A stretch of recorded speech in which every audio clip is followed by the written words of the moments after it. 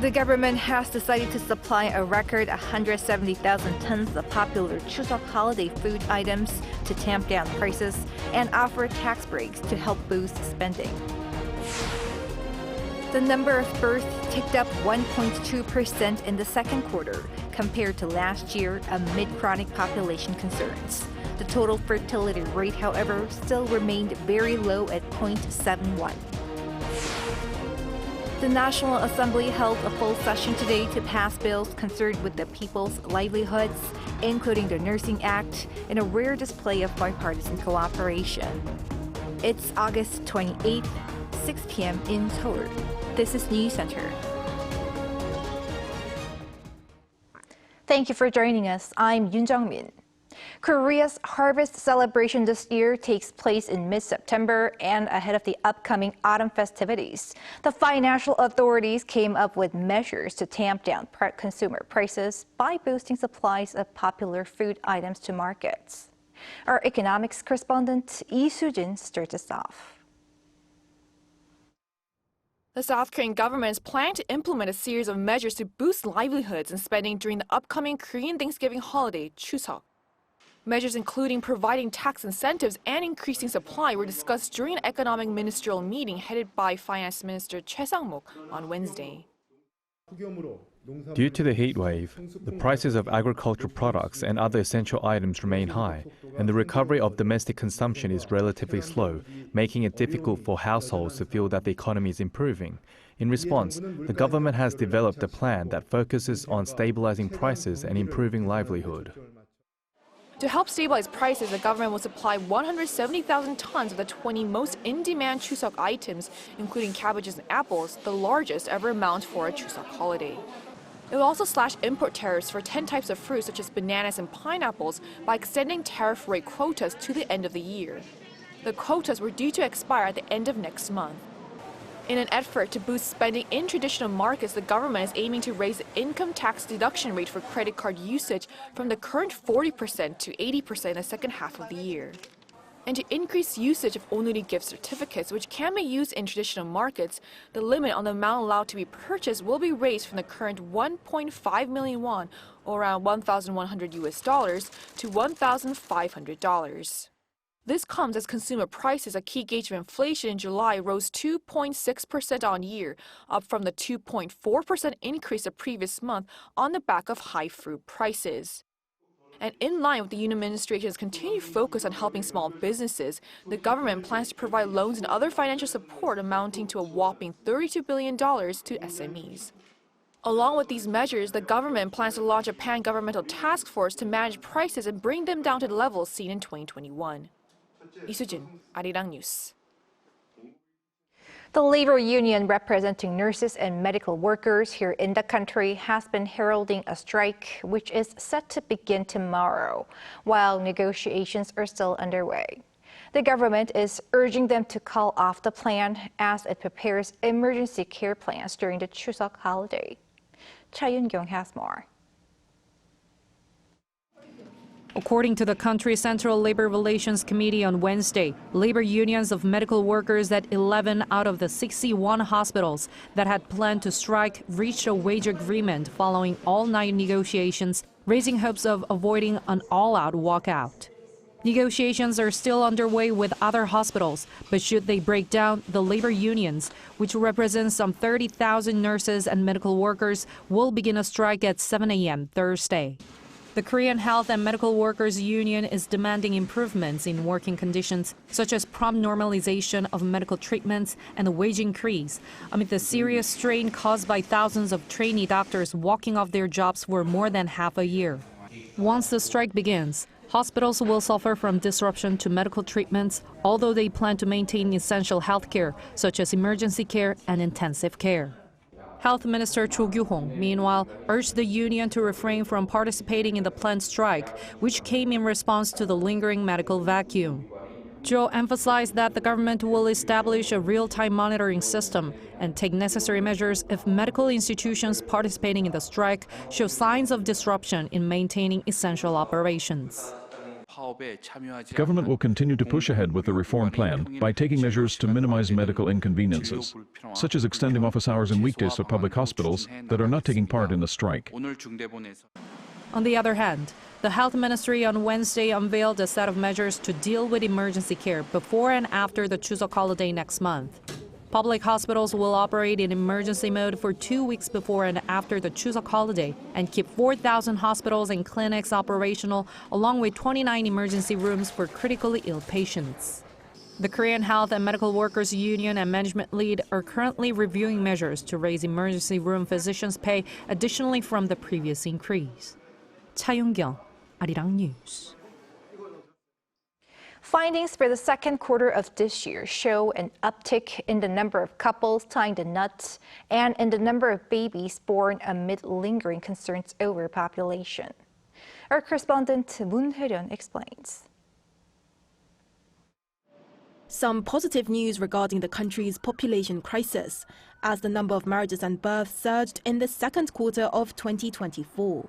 Data from Statistics Korea on Tuesday showed that the total number of births between April and June this year came to just under 57,000, an increase of 1.2% compared to the same period last year. It's the first time since the fourth quarter of 2015 that the number of births in South Korea has grown year on year by quarter. The number of births in June recorded an all-time low for the month of June, but the number of births in April and May saw a rise, which is what led to the overall increase for the second quarter. There were also more marriages in the same period this year, with just under 56,000 between April and June, which is an increase of more than 17% compared to the second quarter of 2023.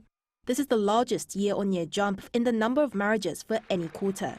A spokesperson from Statistics Korea attributed the surge in the number of births and marriages to not only a backlog caused by COVID-19 restrictions, which meant weddings were delayed, but also to various efforts from the Yoon administration to tackle the population crisis with benefits for married couples. One expert says that another big factor behind the rising number of marriages could be the current demographic. There were a lot of births around 1992. So there's a large number of people in the age group looking to get married. The number of births could rise slightly because there are so many people in the age group that can give birth. But it could be too soon to celebrate just yet. Last year, the total fertility rate, which is defined as the average number of children that are born to a woman in her lifetime, hit a record low of 0.72. In the second quarter of 2024, the total fertility rate came to 0.71, which is the same as in the second quarter of 2023. When comparing the total number of births from January to June this year and last year, the number for this year fell by more than 3,000.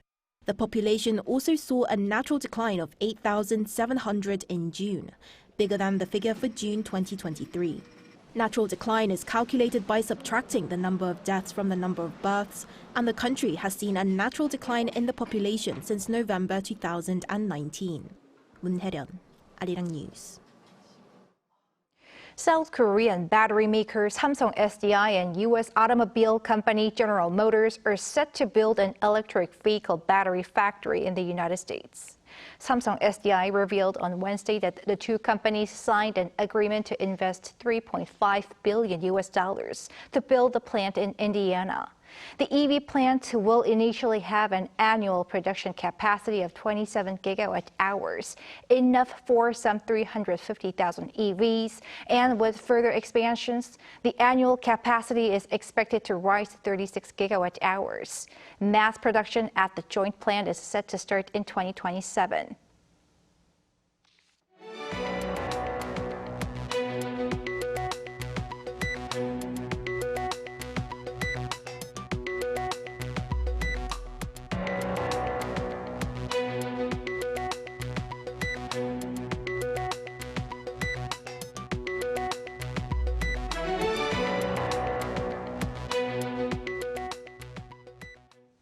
Over in Parliament, in what is the first bipartisan accord of the current Assembly, lawmakers today approved an array of bills to improve people's daily lives. Our National Assembly correspondent Lee Si-woo has this report. On Wednesday, the 22nd National Assembly representatives were hard at work, hammering out 28 pieces of legislation that will impact many aspects of people's lives, tackling pending issues in real estate, energy, medical service, and more. In a rare show of consensus, all 295 lawmakers present at the plenary session voted to provide greater support for the victims of real estate rental scams. A revision to an existing act, this will guarantee the victims up to 20 years of residence in the property they've rented. Another proposal restricting the rights of parents to inherit their deceased sons or daughters' money and assets when they do not sufficiently carry out their parental duties passed with strong support. The so-called Kuhara bill is named after the late K-pop star, whose mother and brother disputed over who would inherit the singer's money after her death.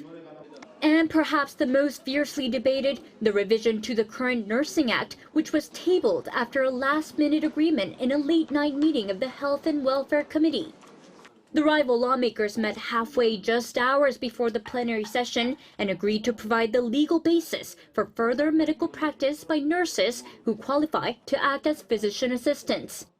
This defines the additional roles of nurses with qualifying professional, clinical, and educational experience in providing medical service under a doctor's general guidance or delegation. The Nursing Act aims to protect them so they can put all their attention and focus on providing medical care to patients and thereby ultimately protect the lives and health of the people.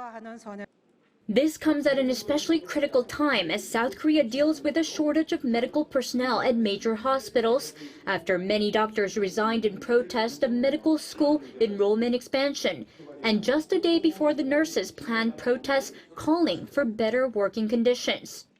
A goal since the previous assembly, the revision passed with 283 lawmakers voting for, 2 against, and 5 abstaining in an unprecedented bipartisan move toward a coalition by the current assembly.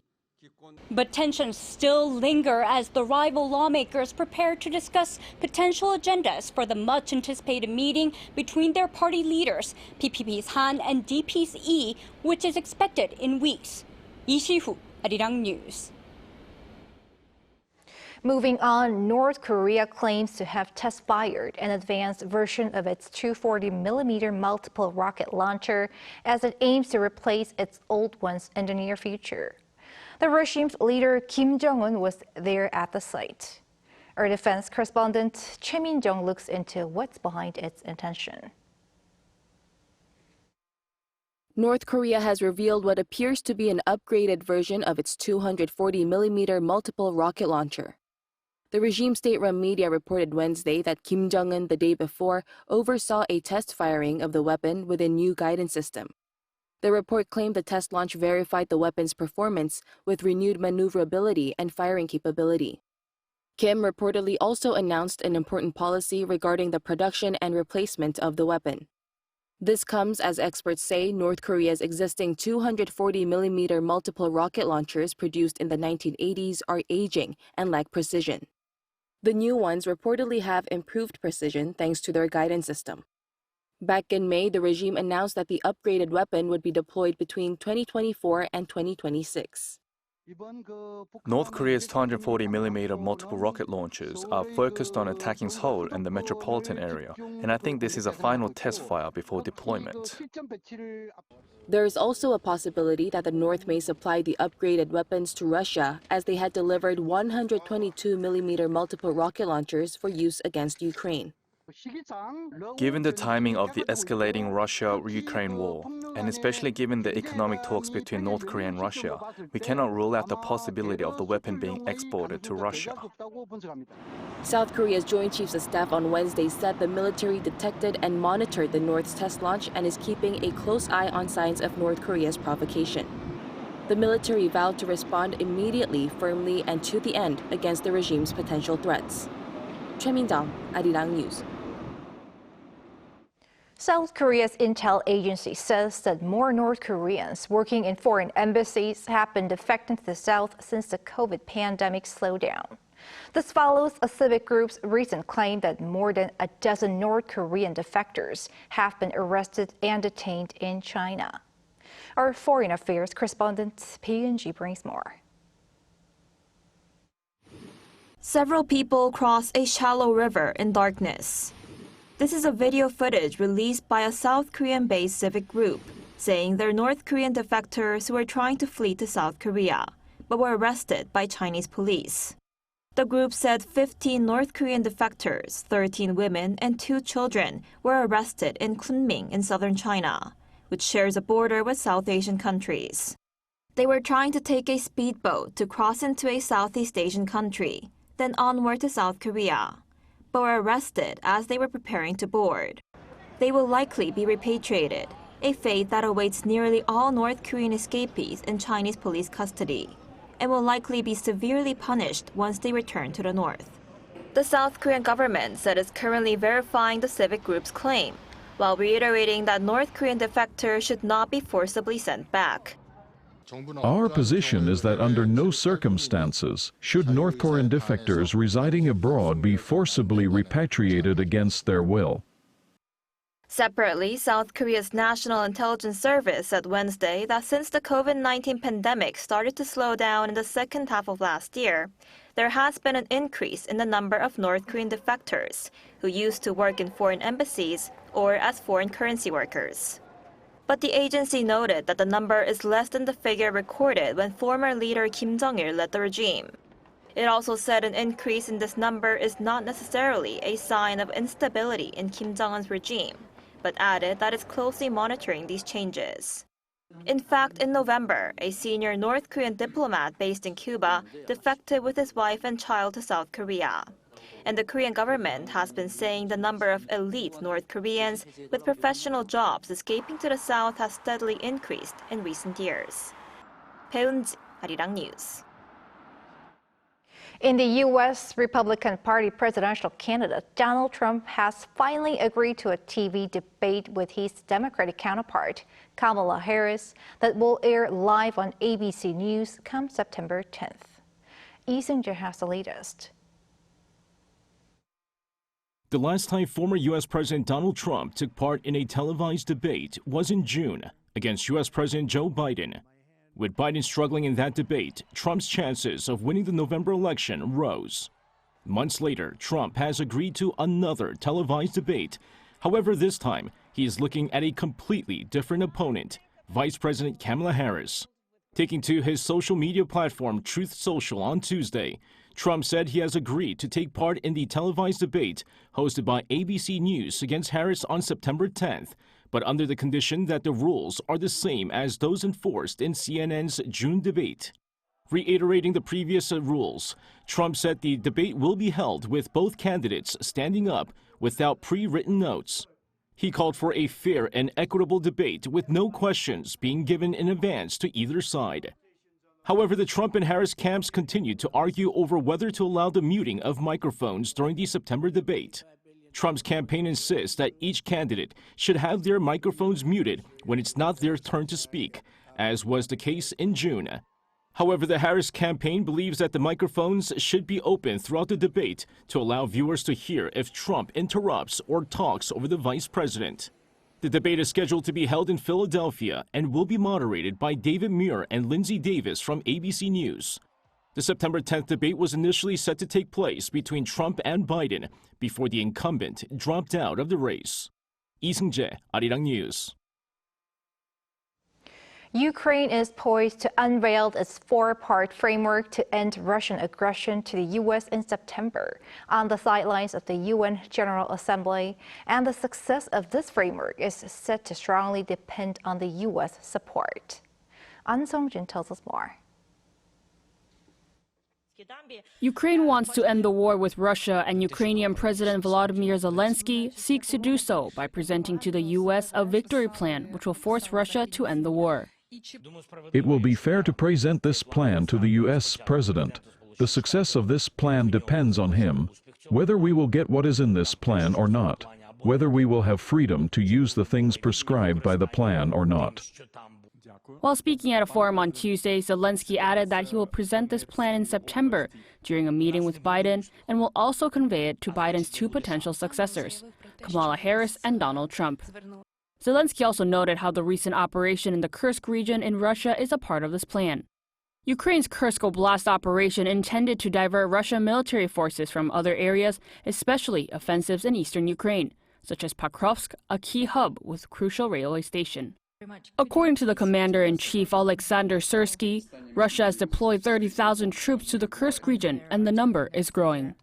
During the same forum, Zelenskyy also announced that Ukraine carried out its first test of a domestically made ballistic missile, though further details could not be provided.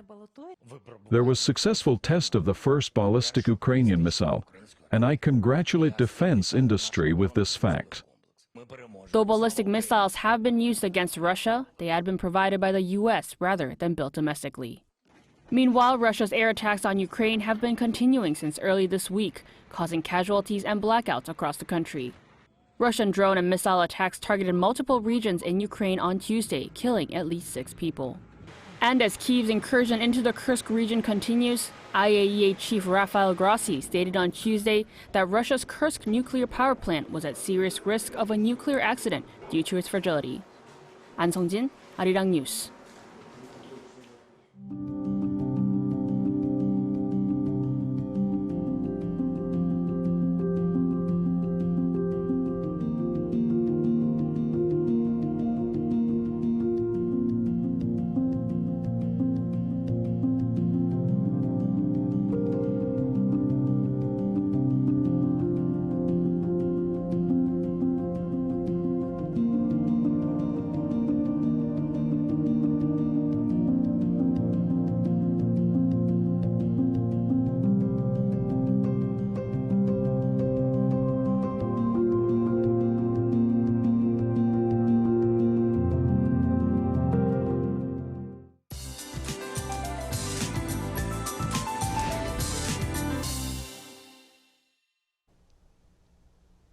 With Typhoon Shanshan heading to Japan, South Korea will be both directly and indirectly affected. In Korea, there are strong easterly winds, and typhoon and windstorm warnings have been issued at sea. Strong winds are expected along the coast. It will rain as much as 100 millimeters on Jeju Island by tomorrow, and up to 60 to 80 in the eastern parts of Gangwon-do province and coastal areas of Gyeongsang-do provinces by the day after tomorrow. Tomorrow's Seoul will start off at 23 degrees Celsius. Daytime temperatures will move up to 33 in Seoul and Daejeon, Gwangju, Daegu, and Gyeongju, 32 degrees. For the time being, there will be many places where tropical nights take a break in inland areas, but the heat will continue at around 33 degrees in the west, including Seoul. That's all for Korea. Here are the weather conditions around the world.